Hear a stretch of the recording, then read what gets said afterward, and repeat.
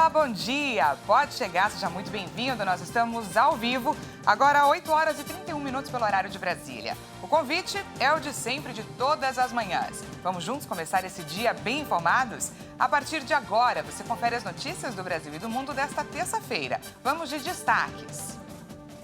PEC da transição deve ser votada hoje no plenário da Câmara dos Deputados.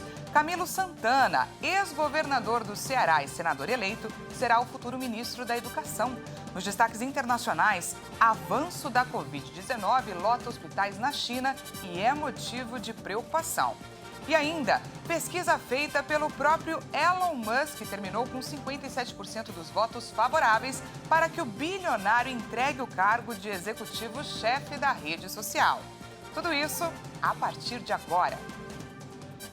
A PEC da transição deve ser votada hoje no plenário da Câmara. E com o aval do Supremo para reajustar o Bolsa Família por meio de medida provisória, o governo eleito fica então menos dependente dessa aprovação. Vamos conferir.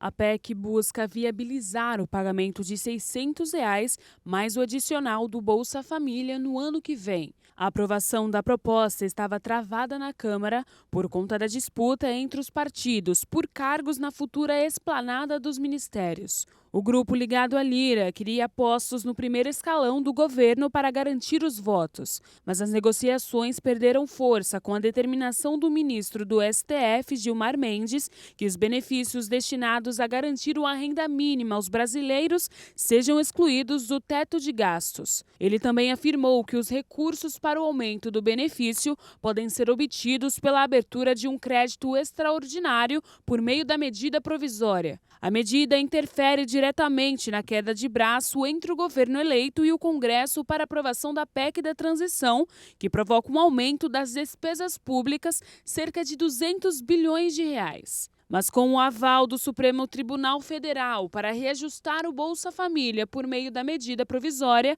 o governo eleito ficou agora menos dependente da aprovação da PEC.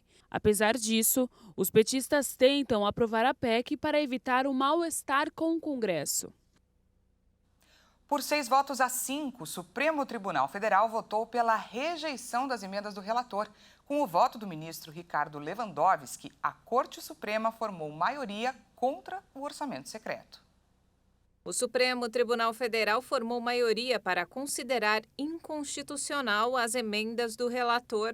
Os ministros argumentaram que as regras não têm critérios claros. Em meio ao julgamento sobre o tema no STF, o Congresso chegou a aprovar novas regras para as emendas. Essas regras definiram os montantes a serem distribuídos, mas sem estabelecer os critérios para a distribuição. O Supremo retomou o julgamento e o primeiro a votar na sessão desta segunda-feira foi o ministro Ricardo Lewandowski, que acompanhou a relatora e consolidou a maioria no sentido de que a falta de transparência viola a Constituição.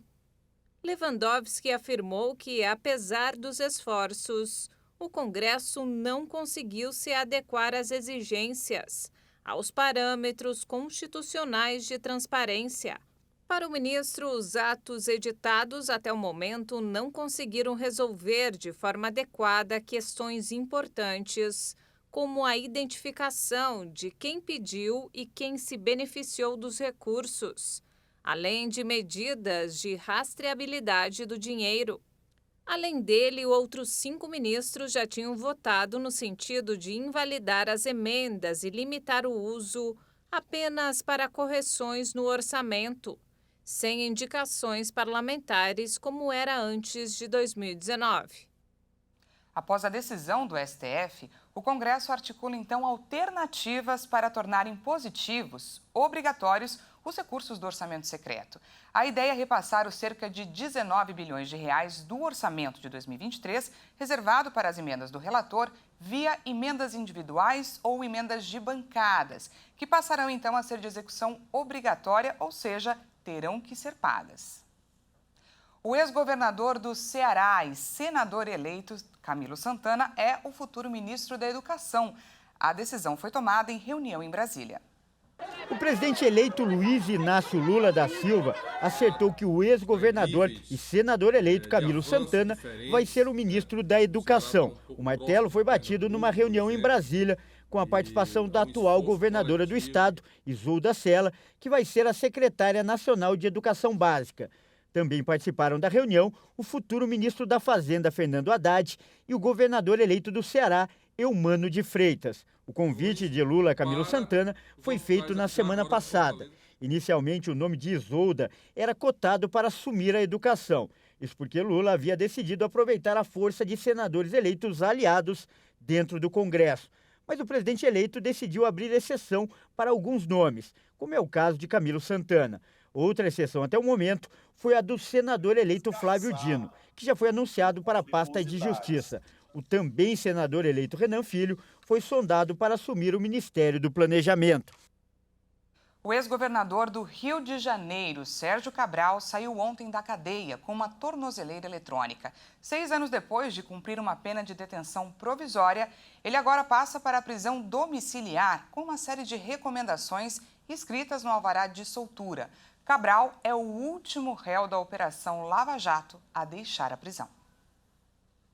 Quando assumiu o segundo mandato em 2011, o ex-governador Sérgio Cabral Filho, que vai completar 60 anos de idade no mês que vem, fez a promessa solene de acabar com uma situação que incomodava muitos eleitores que deram a ele um segundo mandato para comandar o Estado. Em 2014,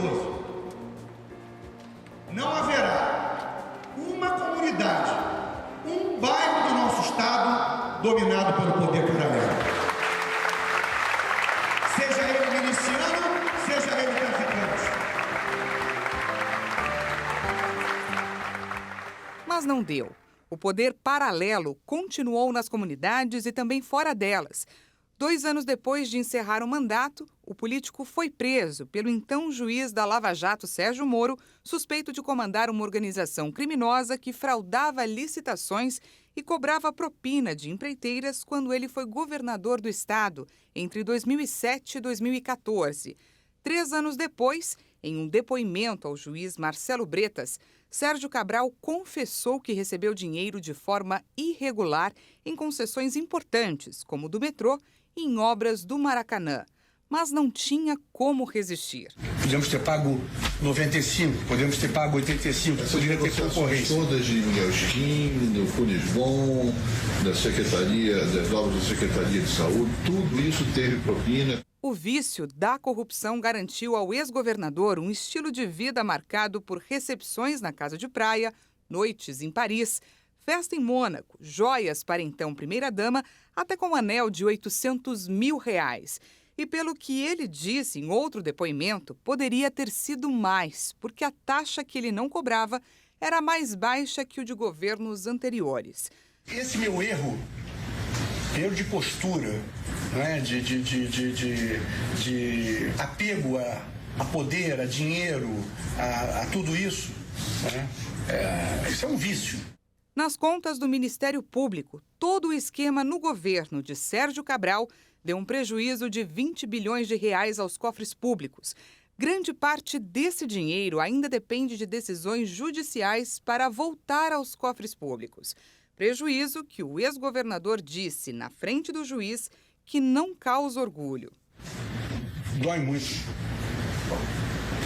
Hoje já não me dói mais. E por isso eu venho aqui. Espiritualmente eu estou bem para falar isso. Mas dói muito. É alguém que tem uma carreira política reconhecida pela população e é uma dor muito profunda. Chega aqui e dizer que roubou. O ex-governador chegou a ter 23 condenações decorrentes de processos da Operação Lava Jato. Somadas todas as penas, ele teria que cumprir 425 anos de prisão. Mas nenhum processo tem a sentença final. E aí está o problema. Como ainda cabe recursos, advogados pediram e conseguiram a libertação de Sérgio Cabral porque o ex-governador ficou atrás das grades durante muito tempo de forma considerada abusiva. Uma pena provisória tem que durar 30 dias, que são prorrogáveis.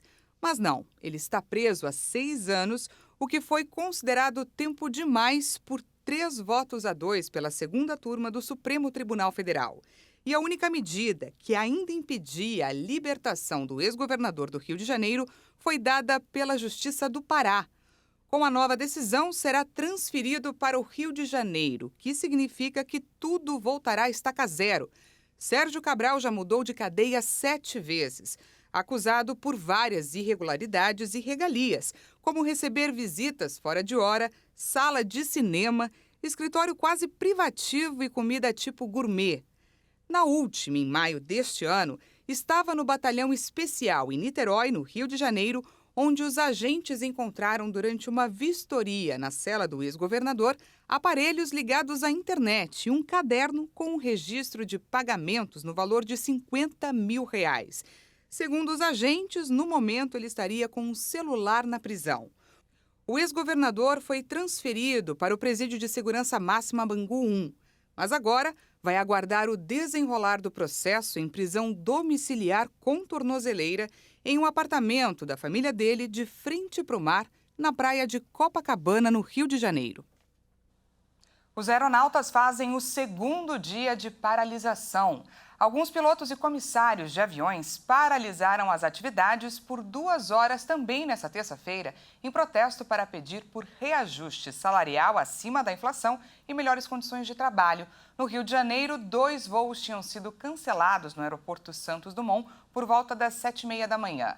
A greve começou nesta segunda e deve se repetir nos próximos dias no mesmo horário. Segundo o sindicato da categoria, os voos que transportam órgãos, vacinas e enfermos não vão ser impactados. Os empregadores têm até hoje para pagar a segunda parcela do 13º salário deste ano.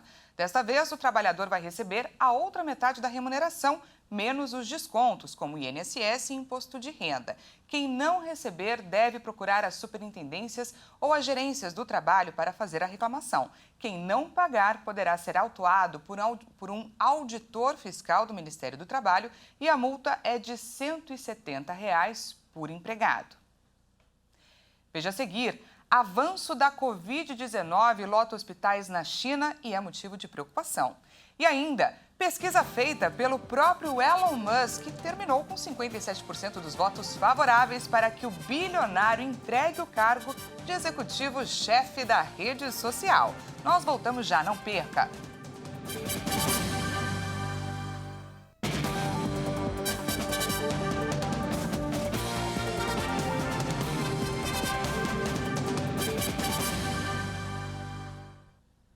Seja bem-vindo mais uma vez, estamos de volta ao vivo, agora 8h46 pelo horário de Brasília. O assunto agora é o coronavírus. Novos levantamentos feitos pela Universidade de Hong Kong apontaram que o fim da política de Covid-0 na China pode levar a quase 1 milhão de mortes pela doença. De acordo com um estudo, a reabertura em todo o país poderia resultar em até 684 mortes por milhão de pessoas, em um país que possui quase 1,5 bilhão de habitantes.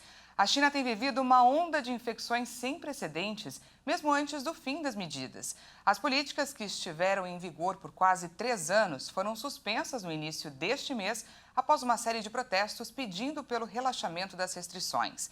Mas especialistas seguem alertando que a China está mal preparada para uma saída tão drástica, já que o país não tem conseguido elevar a taxa de vacinação, principalmente entre os idosos, e pode sofrer uma sobrecarga em seu sistema de saúde. A Justiça do Reino Unido decidiu nesta segunda-feira que o plano do governo para expulsar migrantes para Ruanda é legal. A decisão ocorre em um momento em que o número de chegadas irregulares através do Canal da Mancha no país bate recordes. Ruanda viu com bons olhos a decisão da Justiça britânica, que mais cedo considerou legal o controverso plano do governo conservador de deportar demandantes de asilo para o país africano. Em Kigali, um porta-voz do governo ruandês comemorou o avanço no projeto, firmado em abril, gerando uma onda de críticas de grupos de direitos humanos e contestado nos tribunais. Depuis la première signature, le Rwanda était déjà prêt à mettre en place, en pratique. Desde a primeira assinatura, Ruanda está pronta para implementar esta resolução na prática. Tivemos 6 meses a mais para nos prepararmos. Então, se amanhã um avião chegar, Ruanda está pronta para recebê-los. Claro, hoje não sabemos quantos chegarão. Tudo depende da decisão do governo inglês. Tout cela dépend de la décision du gouvernement anglais. Em junho, o Tribunal Europeu de Direitos Humanos suspendeu o primeiro voo que levaria migrantes para Ruanda, mas o governo do novo primeiro-ministro Rishi Sunak prometeu retomar a política. Nesta segunda, a Corte Britânica considerou que a medida não é contrária à Convenção da ONU sobre o Estatuto dos Refugiados. Os conservadores britânicos trabalham para conter a imigração irregular, uma das promessas do Brexit. Desde o início do ano, cerca de 45 mil migrantes chegaram à costa inglesa, em comparação com um pouco mais de 28.500 em 2021. A gente fala agora do conflito no leste europeu. O líder russo, Vladimir Putin, se encontrou com o presidente de Belarus, Alexander Lukashenko, seu aliado mais próximo. Durante a conversa, Putin afirmou que a Rússia não tem interesse em anexar o território bielorrusso a Moscou. A Rússia não tem interesse em absorver ninguém. Isso simplesmente não faria sentido. Belarus depende, em grande medida, de Moscou para o abastecimento de gás e petróleo. Já Lukashenko destacou que a Rússia e Belarus estão abertas ao diálogo com outros estados, inclusive europeus. Ele pediu aos países ocidentais que ouçam a voz da razão e defendeu uma cooperação mais estreita com Moscou. A cúpula entre os dois líderes ocorre em um momento em que as autoridades ucranianas temem que a Rússia lance uma nova ofensiva em larga escala contra Kiev nos primeiros meses de 2023. A Ucrânia teme que uma possível operação use Belarus como plataforma de entrada, como ocorreu no início da invasão em fevereiro. Os guerrilheiros do Exército de Libertação Nacional da Colômbia anunciaram um cessar-fogo unilateral durante as festas de fim de ano. O governo do país, que mantém as negociações com o grupo, revelou um plano de atendimento humanitário para as pessoas afetadas pelo conflito. O ELN continua comprometido em seguir contribuindo para criar uma melhor atmosfera de paz nesta época de Natal e Ano Novo. Por isso, decretamos um cessar-fogo unilateral a partir das 6 da manhã de 24 de dezembro de 2022 até às 6 da manhã de 2 de janeiro de 2023, com um cessar-fogo que cobre apenas as forças militares e policiais do Estado. Nos reservamos o direito de defesa em caso de ataque. Cerca de 10 mil moradores da região da Selva de Chocó se encontram confinados pela paralisação armada por tempo indeterminado, anunciada na semana passada em reação a uma suposta incursão paramilitar na área. A medida incomodou o governo de Gustavo Petro, que desde novembro retomou as negociações de paz suspensas pelo antecessor Iván Duque. Essas ações do ELN por um melhor ambiente para a Colômbia exigem correspondência das Forças Armadas e da Polícia, que devem agir em sintonia com as políticas do novo governo.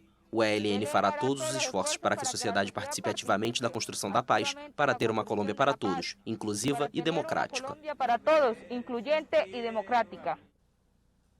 O polêmico empresário Elon Musk lançou uma enquete perguntando se deveria abrir mão do cargo de CEO do Twitter e ainda garantiu que respeitaria o resultado.